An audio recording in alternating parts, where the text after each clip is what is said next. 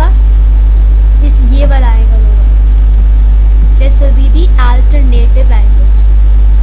Similarly अगर हम choose करते हैं C, तो C का एंगल कौन सा होगा? अल्टरनेटिव एंगल कौन सा होगा? It will be F। आप ये सीक्वेंस खुद भी देख सकते हैं। Let's suppose if I take a highlighter here, you guys can see this। यहाँ पे ज्यादा ऑब्वियस हो, अल्टरनेट कर, ऑल्टर कर, ऊपर नीचे। I hope it's clear to everybody। So let's move on। Another application where we can learn how to see what happens when we are actually changing the parallel lines। आप देखिए अगर ये lines parallel नहीं होती हैं तो यहाँ पे कोई भी एंगल आपस में सेम नहीं है। यहाँ देखिए आप 104 है, 76 वर्टिकली एंगल्स तो ऑपोजिट सेम है, लेकिन इन दोनों डायग्राम्स में कोई भी सेम नहीं है। यहाँ पे 104 तो है, लेकिन इस पार्ट में 104 है नहीं है। यहाँ पे 68 तो है, लेकिन यहाँ पे क्या 68 है नहीं।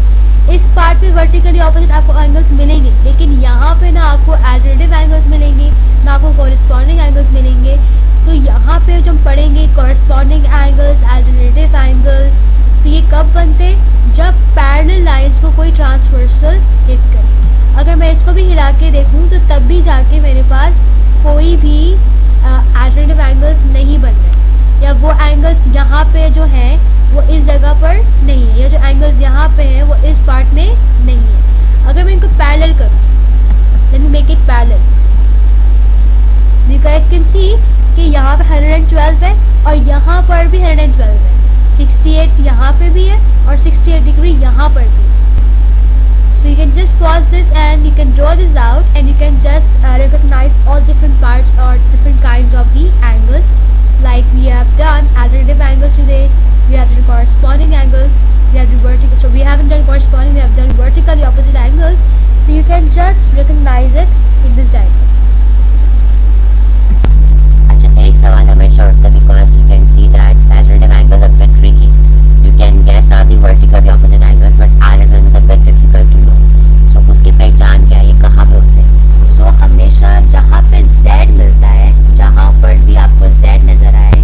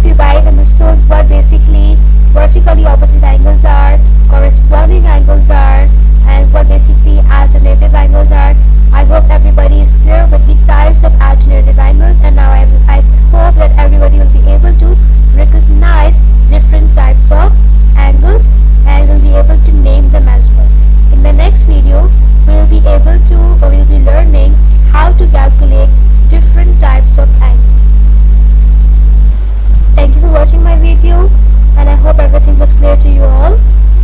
Don't forget to share and subscribe. And if you guys have any doubts or any questions, you can write me at rahaban@gmail.com. Thank you for watching.